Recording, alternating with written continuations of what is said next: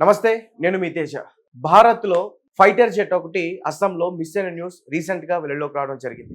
సుఖాయ్ Su-30MMKI అనే ఒక fighter jet రాడర్ని దాటి వెళ్ళిపోయింది, మిస్ అయింది. ఇప్పటికీ తన ఆచూకీ లభ్యం కాలేదని కొంతమంది చెప్తున్నారు. అలాగే కొంతమంది దొరికారని చెప్తున్నారు. అలాగే అందులో ఇద్దరు ఉన్నారు, స్క్వాడ్రన్ లీడర్ అనుజ్, అలాగే ఫ్లైట్ లెఫ్టినెంట్ పూర్వేష్ దుర్గాకర్, ఇద్దరు కూడా ఉన్నారు, మిస్ అయ్యారంటూ కూడా చెప్తున్నారు. దీని వెనక ఇరాన్ కుట్ర ఏమైనా ఉందా? ఎందుకంటే రీసెంట్గా శ్రీలంకలో ఇరాన్కి సంబంధించిన యుద్ధ నౌకని అమెరికా సబ్మెరైన్తో పేల్చేశారు. సో అందుకోసం ఇరాన్ ఇట్లాంటి కుట్రలకు ఏమైనా పాల్పడుతుందా?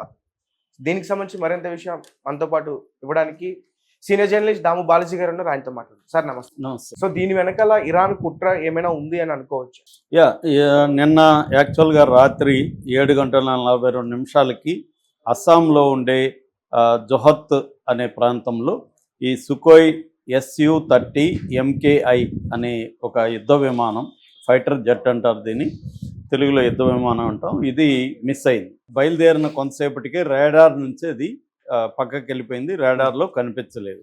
సో దాంతో SAR అంటారు, SAR అంటే సెర్చ్ అండ్ రెస్క్యూ ఆపరేషన్ అనేది మొదలుపెట్టారు. మొదలుపెట్టినాక ఈ మార్నింగ్కి వాళ్ళకి శకలాలు దొరికాయి, అది కూలిపోయింది.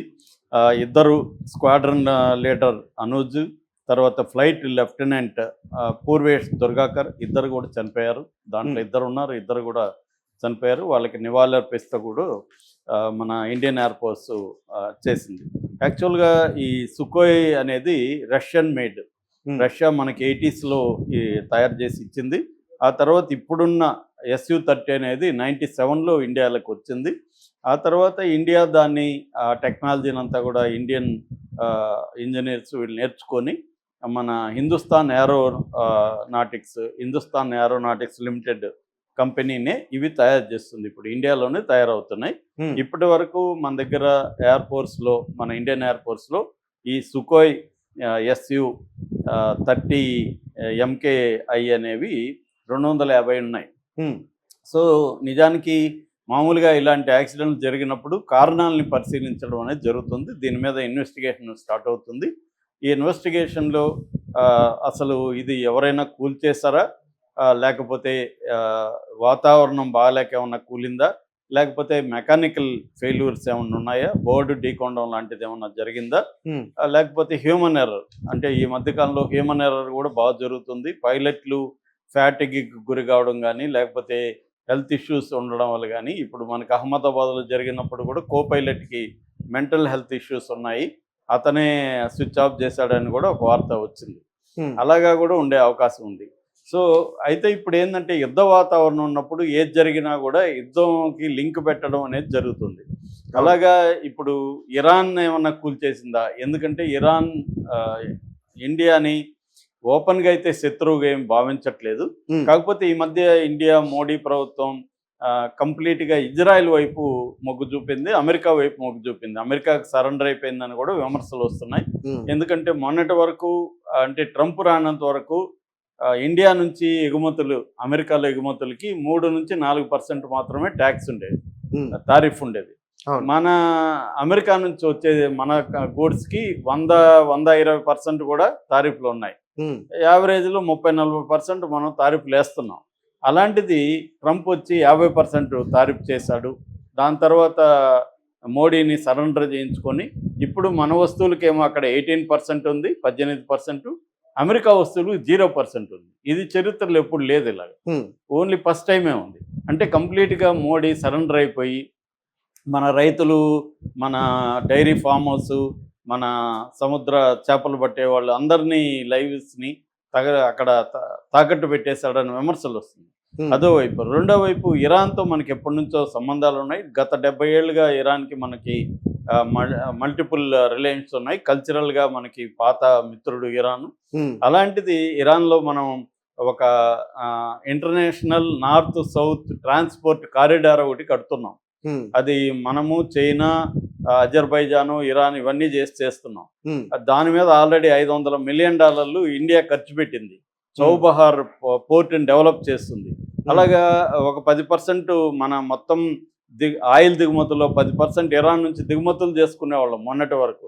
ఇవన్నీ పక్కన పెట్టేసి ఇప్పుడు సడన్గా ఇరాన్ని పక్కన పెట్టి మన $500 బిలియన్ కూడా మట్టిలో కలిసిపోయింది. వెళ్ళిపోయి ఇజ్రాయెల్కి సరెండర్ అయిపోయి వచ్చాడు. అది కూడా 48 గంటల ముందు వారు జరుగుతూ ఉంటాయి. రేపు యుద్ధం జరుగుతున్నా ఈ రోజు వచ్చాడు అక్కడ నుంచి. అంటే మోడీకి తెలియదా యుద్ధం జరగబోతుందని? వాళ్ళు చెప్పలేదా? చెప్పకపోతే ఇంకా ఘోరం అది. రెండు రకాల ఘోరం. ఒకటి, వాడిని నమ్మలేము. రెండు, మన ఇంటెలిజెన్స్ వ్యవస్థ ఫెయిల్ అవుతున్నట్లు లెక్క. అదొకటైతే మోడీ ఇజ్రాయెల్ నుంచి రాగానే వితిన్ 24 గంటల్లో చౌబహార్ పోర్ట్ మీద ఇజ్రాయెల్ బాంబు వేసింది.